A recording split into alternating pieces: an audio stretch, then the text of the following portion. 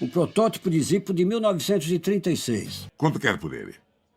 8,25. 8.250? Nossa, eu nunca tinha visto um desses. Então, eu trouxe alguns protótipos e trouxe um de produção para fazer umas comparações. Tá bom. Ok. Esse protótipo confirma que é de 1936? Deixa eu checar a patente. Confirmo. Aceita 3.500? Eu aceito 4.000. Dinheiro.